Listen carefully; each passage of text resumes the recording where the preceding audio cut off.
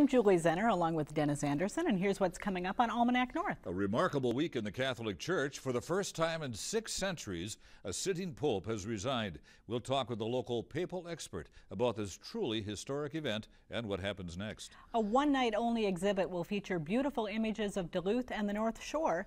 We'll tell you more about it in our Art Extra segment. And we'll have the week's business news and delve into the archives for a newsfile story from 25 years ago. It's all coming up next on Almanac North.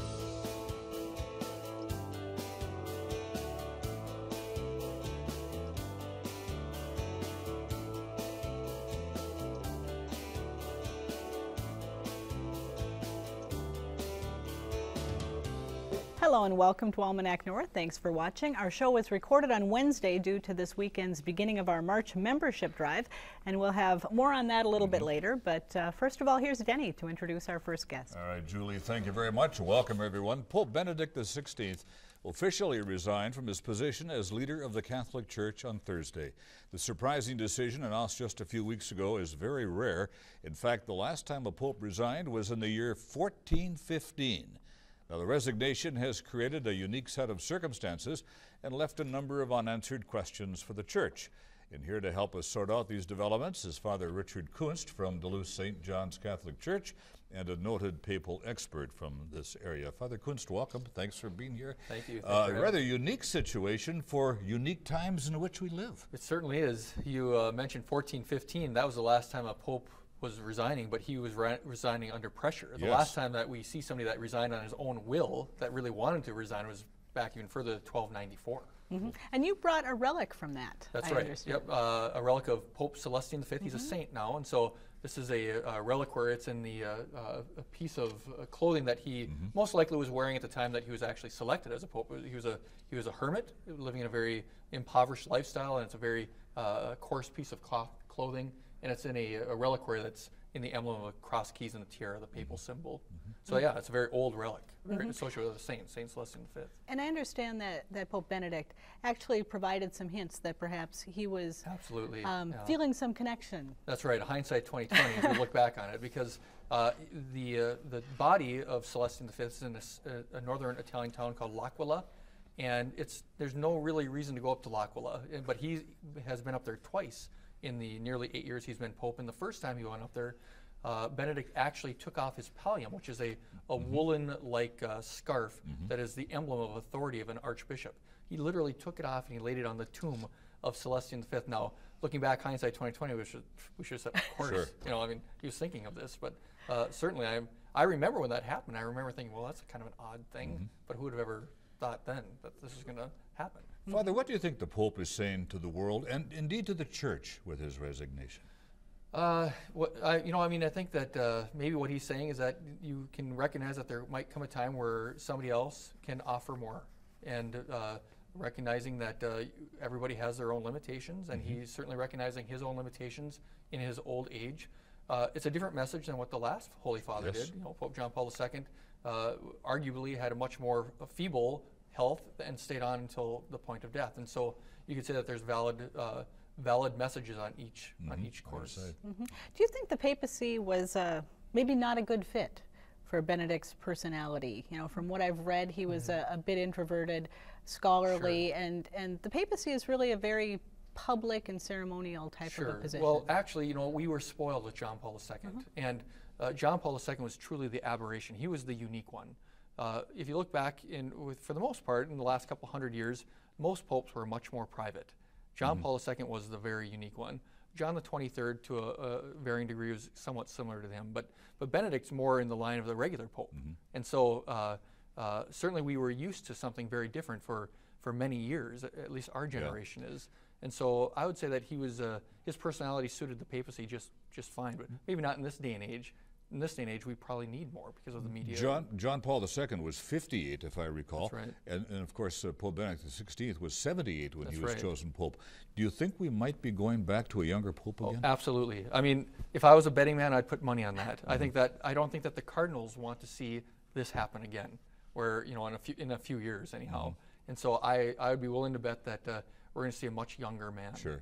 I've had a number of people ask me why a man from the United States might not be chosen Pope. Why do you think that I think would it's be? because of the political authority. You know, I mean, the government of the United States, the nation of our, you know, certainly is a world power. And I think that there's a real sensitivity to that among the College of Cardinals, among the church in general, to have then a pope come from that country and have too much authority come from one particular country. So I don't think until the United States is a third world country, I don't think we're going to see one. Father, talk a bit about the conclave process and what happens to elect a new pope. Well, you know, actually the conclave rules seem to be ever changing. In fact, you know, we just had the rules tweaked again just the other day by Pope Benedict actually moving it forward. There's actually a 15-day requirement to wait before the actual vote happens. Benedict has already waived that, and so that's already changing. But basically what happens, what they need to do at first anyhow, when they go in and they get locked in the Sistine Chapel, or literally locked in, conclave comes from cum clave, which means to lock with a key, and then they ballot. They have two votes in the morning and two votes in the afternoon, and at first they have to have 2/3 plus 1 for somebody to win. Now, I'm not exactly sure off the top of my head, but I think it's something like after 38 ballots, then they do a simple majority. Now, balloting can be done only by cardinals who are under the age of 80? Under the age of 80. Can all cardinals be in there, even those over 80? Nope. What if a cardinal is selected who's 82 years old? And well, that could happen. That could happen. But he's not in the conclave. That he wouldn't be in the conclave. Yeah, we haven't had somebody chosen from outside of the conclave for many, many years, so it's not likely to happen. Not likely. Could happen. Sure. Father, the world is really watching this, but what does the transfer of power from one pope to another mean for local Catholics in northeast Minnesota, northwest Wisconsin? Well, I mean, first off, on the day-to-day running of the church, you know, I should say the day-to-day spirituality of the church, every Mass we pray for our Holy Father. And so people are going to notice right from the very beginning, at least in regards to the people who go to Mass on a regular basis, something's different. We're not praying for Benedict anymore. In fact, for the next few days after he, you know, in his retirement, we're not going to pray for anybody. And so that's going to have an impact. And then along with that, and that's the very practical thing, there's truly you know, for us Catholics, the Pope is truly our father figure. He's our spiritual father. And so you no longer have a spiritual father. And is there a tangible thing that you can see and touch and feel that's a change? No. But in the mindset of the Catholics, of the faithful Catholics that are practicing, there is a change. There's something missing there. But then, you know, I mean, when a new Pope comes and he brings his new style, his new personality, that can have an impact just in regards to people's morale in their faith. You know. The pendulum has swung to more of a conservative church in the last two popes. Do you suspect the next pope, because the cardinals have been chosen by the last two popes, do you see that they will mirror image the last two pontiffs? Well, you know, I mean, generally I try and shy away from the conservative terminology because, you know, we haven't had, they've just been one among many popes. You know, I mean, they really haven't done anything different, really. I mean, if you look at the faith today and the faith under John Paul II's reign, it's the same faith that was thousands of years old. And so they've just continued on the same faith. And so, you know, I mean, somebody has asked me using the same terminology, well, do you think we're going to get a liberal pope? And I said, well, you know, I mean, again, not like in those types of terminologies, there's no such thing as a liberal cardinal. You know, I mean, the popes choose the cardinals based on, in part, fidelity, you know, the faithfulness to the church and the church's teaching. And so, you know, we're not going to get this maverick guy that gets elected that wants to do a bunch of these changes. It's just not going to happen. Father, Benedict's papacy has been plagued by some scandal. The child sex abuse scandal. There have been some financial corruption allegations. Do you think that those pressures influenced his decision to step down? I don't think in any one specific situation it would have, but, you know, as he has said himself that, you know, he's becoming weak in body and weak in mind. He's even used that terminology. And with all the pressures of the job, so to speak, of being the Pope, no doubt some of the pressures come from some of the problems, you know, and so with all the pressures all together, that I think is where he's seeing that it's time for him to step down. But I would never say, and certainly the Vatican would never say that there's any one particular scandal that's caused this, you know, any one particular you know, weight on his shoulders that's causing this. But you know, certainly he knew that in a resignation, retirement, he knew full well that there was going to be lots of this swirling speculation. He's smarter than we are, and so he certainly knew what he was doing. You know? Is there an opportunity now with a new pope, kind of a clean slate for the church then? There could be. You know, I mean, a clean slate in some regards. Anyhow, there's a lot of talk in regards to the administration of the curia, which is the, you know, like basically the staff around him. You know, the big broad staff of the church, of the magisterium. That you know, under the last maybe 8-10 years of the pontificate of John Paul II, he was getting older, and he certainly didn't have a whole lot of he had authority, but he didn't have the wherewithal because of his own failing health to really, you know, keep a good strong hand on that. And then Benedict has admittedly that's been one of his weaknesses. So we've had about, you know, maybe about 16 years of something that's really been neglected in regards to really keeping reins on the curia. You know. No, you brought another piece of history from the Vatican. That's right. You know, Father Rich is a collector of almost all things Pope and That's Papal. right, yeah. And what do you have kind here? Of a sickness. This is a zucchetto of Pope Benedict XVI. So zucchetto is the skull cap. That might be the more layman's term. So actually, this made from silk. It's silk, watered silk with kid leather underneath, and this comes from the Pope's secretary. From 2007, pardon me. So this was Pope Benedict XVI. Yep, he wore this in 2007. So yeah, it's a very nice item. Any papal item of clothing is quite rare to obtain, and so although there's an old tradition of swapping zucchettos with the Pope, but not a lot of people know that, and so papal clothing items are unique because people. I always say people don't. The Pope doesn't have rummage sales, so you can't find their clothing items on the market too often. You probably won't wind up with the famous red shoes in your collection at any time. It would be nice, though. Is there something, as you look at what's unfolding in Rome this week, that you would really like to have? A lot of it, I suppose. But I would say. I've always wanted to have a full cassock. That's the white the full white garb of any particular pope, and that would be something that would be spectacular for my interest because it's something that the Pope wears on a regular basis. Will Pope Benedict's legacy be his resignation? I think so. You know, I mean, I really do. I hate to say that, but as it goes down in history, you know, people are going to say, "Well, Benedict, of course, he's like Celestine V." 800 years from now, that's what they will be talking about. Unless this starts a trend, which I don't think it will. If it starts a trend, then I think that his legacy is going to be elsewhere.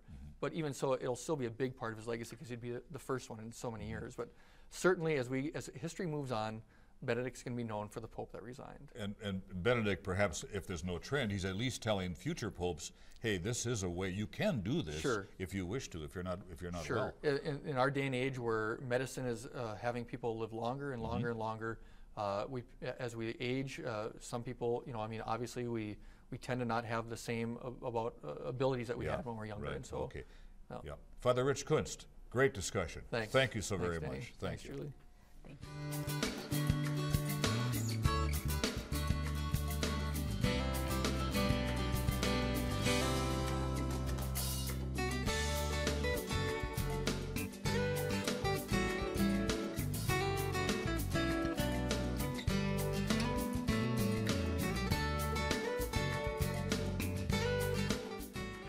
Now, let's dig into our news file archive for a look at what was making news 25 years ago this week. And we are here today to inform the public and let our legislators know that we are not pleased with the methods in which postal management intends to reduce the postal budget, especially at the local level here in Duluth and the surrounding areas. At a news conference today, the Duluth Area Postal Workers Union outlined some of the budget cuts planned for area post offices. If those cuts go into effect, window operations in at least 2 Duluth stations would be reduced. Mail would not be collected from boxes on Saturday afternoons and Sundays. Superior's mail may be processed in Duluth, and 3 postal stations in the area could close. Union officials say Postal Service management has told them that the postal station in Lakeside will close as early as within a few weeks. They say stations in Proctor and Morgan Park also may be targeted for closing. We suspect that basically because they bring in less revenue than what the Lakeside station does. Postal workers have a no layoff clause in their contract that protects them even if these cuts go through. But union members say they're concerned the public will suffer. Carla Powers, KDLH News.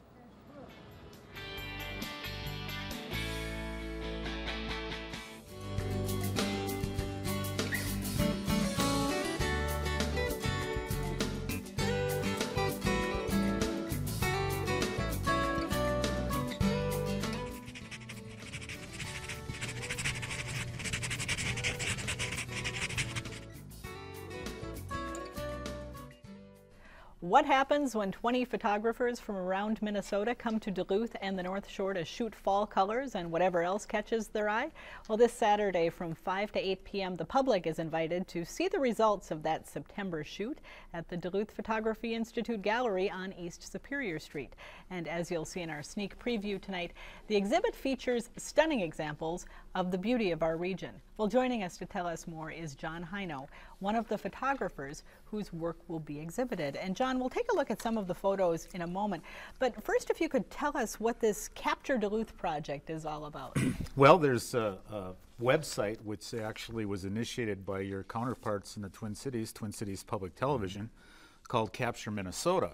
And that's been going a little over 2 years. And some of those photographers expressed an interest in having some kind of an event in Duluth. So we picked the last weekend of September, which we hit the fall color peak perfectly. The Raptors were on Hawk Ridge. It was a full moonrise that night, and a couple dozen photographers from around the state. Some came up Friday and actually shot for 3 days. So these images, some of them are from Friday, Saturday, Sunday, but a concentrated period. It was all, by invitation. It was open to anyone, but these are the 2 dozen that came and spent time. John, when you look at an image, what are you trying to capture with the camera? Well, I like try to position myself somewhere at a time when I think Mother Nature is going to show me something. So I never quite know. I'm like for sunrise, for instance, I'm set up with filters and so on, so I know I can get a shot. But and then I have to see what's there. Now people approach it very differently. Some are much more intentional. But I kind of I bring the gear I think I'm going to need, I get in position, and then I see what comes. You might be looking at the same object, but you see a different image. That's true, that's true. Some people shoot wide, some people like to get in closer on some details, ice on the lakeshore or whatever. Was there something immediately that came to mind for you when the assignment was kind of given to go out and capture Duluth? Well, I had the honor of hosting the group, so the pressure was on me to look, well, where are we going to shoot sunrise? And that time of the year, after talking with folks, we settled on Canal Park and some of the images that they shot at Canal. It was a beautiful sunrise that morning. And then we knew we were going to go to Hawks Ridge and see what the raptor action was like. And then we took a little walk, probably a half a dozen of us took a little walk on one of the paths at Hawk Ridge, and the fall colors were stunning. Oh, yeah. And Talk about your photo. It's up on the screen well, right now. that's interesting because if you could see behind me, there's probably a half a dozen of our guests are shooting the sunrise. And I thought, well, I'm not going to be the 7th person shooting the sunrise, so I turned around and it just happened to be that the backside. That beautiful kind of orangey pink cloud over the harbor. So after you do this for a few years, you learn that all of the action is not where you think it's going to be. This photo makes me ask the question: what makes a good picture? Is it light? Is it composition? Light is the first rule. Light is everything in photography. And in color photography, like this shot up at Oberg Mountain, a good friend of mine, John Kay from Rush City, you can just, the colors are stunning. So sometimes it's the colors, but in a good composition, there's something that moves the eye through the composition, doesn't let it fall off the photograph. And the very best ones, there's three distinct areas: a foreground, a middle ground, and a background. So there's some depth. You want to usually have at least 2 levels so that the eye's got somewhere to go. Is black and white photography going the way of the dinosaur? I don't think so. I notice on a popular website like Capture Minnesota, the color images probably get the most votes and the most comments. Yeah, for obvious reasons. Sure.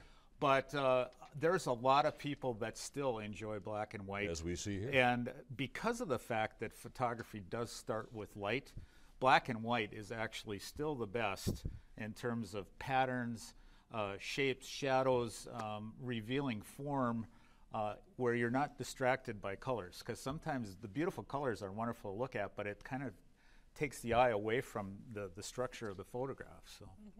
Now I notice as we're looking at these photos that most of them are, you know, scenic or just not focused on the people of Duluth. Is that intentional or? Well, you know, there was 24 different minds deciding what they were going to shoot that weekend. I think everyone that came from outside the area had the Canal Park thing. They wanted to do that, some beautiful stuff along the lakeshore here. And I don't know, you know, it could be that the people that we drew for this particular weekend are more into the landscapes or the landmarks or whatever, because there isn't a lot of shots, but there certainly are beautiful shots done of our people in the area too. It's just I don't think there may not be any in this particular exhibition. What's life like for a photographer? Do you carry a camera wherever you go? You know, I should, but just because the stuff is so expensive, you know, you get nervous leaving it in the car from going in for our meeting somewhere or whatever. So most of the time it's very intentional.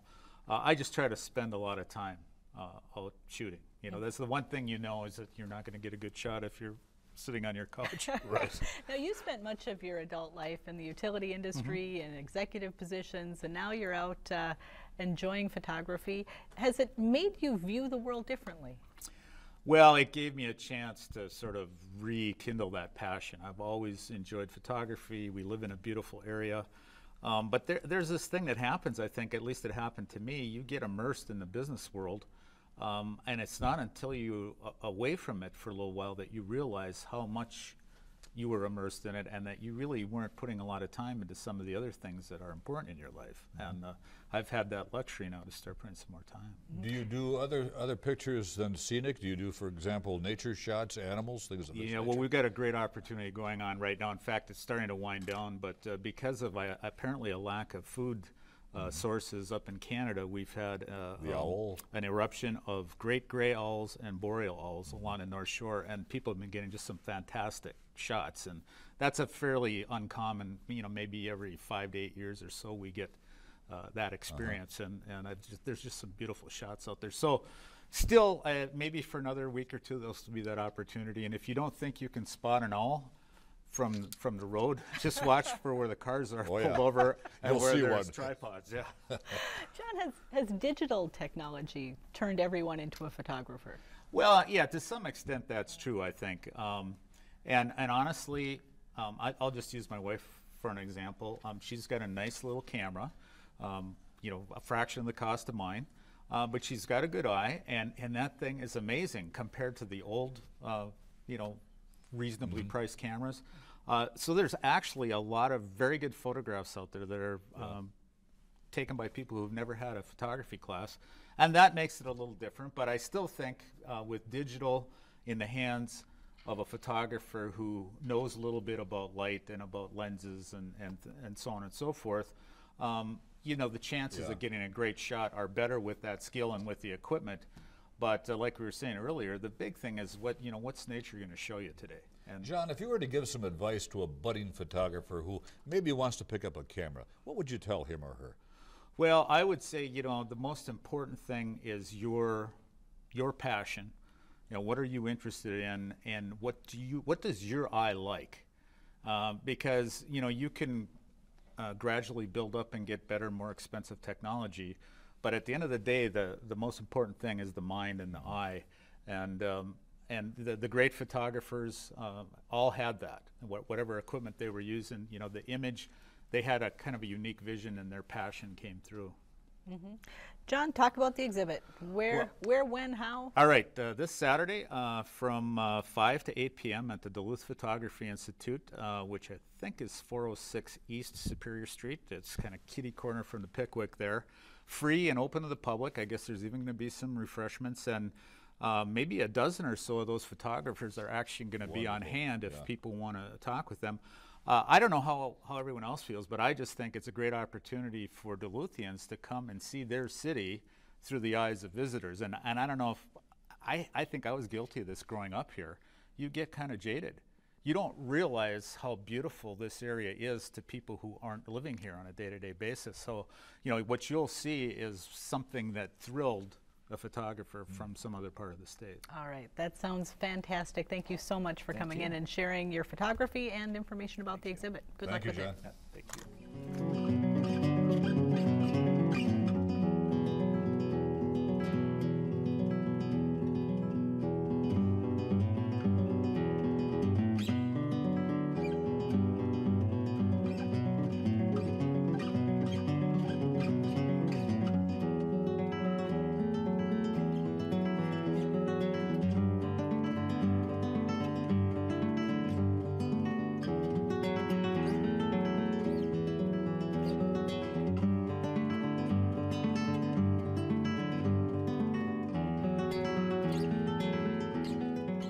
Let's take a look now at the week's top business stories from Business North. Grand Rapids-based Magnetation has obtained a $110 million line of credit to fund its iron ore pellet plant in Indiana.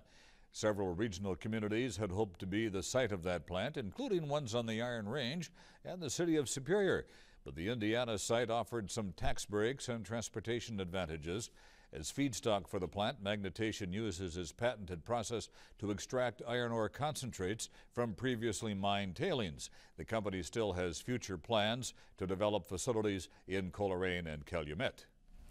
Just 2 months out of bankruptcy, New Page Corporation, which owns a paper mill and recycling plant in West Duluth, is cutting its staff by 5%. The move will affect 300 people nationwide, including 15 positions in Duluth. The company attributed the reduction to declining paper demand. The industry has struggled as more people view content on the internet. Built in 1987, the Duluth mill is the newest plant owned by New Page, although it has a lower production capacity than 6 others. Businesses on North Tower Avenue in Superior are preparing to shift their customers to backdoor entrances in preparation for months of construction to rebuild the avenue. Tower will be completely closed during the work, which could begin as soon as mid-April and continue until late fall. In addition to new pavement, the project will include new water lines, sewer pipes, sidewalks, and extensive streetscaping. For more on these and other stories, visit businessnorth.com. If you have a comment on this week's show, now is the time to call. Dial 218-788-2849 to leave a message or send an email to almanacnorth@wdse.org. And you can visit the WDSE website for our station schedule, news and updates about WDSE, and information on your favorite PBS programs. And Denny, that is especially important with all of the great programming that's coming up for our March membership drive. And as a result of that drive, you and I will be taking a couple of weeks off. That is true, but we will be back. We'll see you for our next show on March 22nd. For Denny and the crew here at Almanac North, I'm Julie Zenner. Have a great weekend.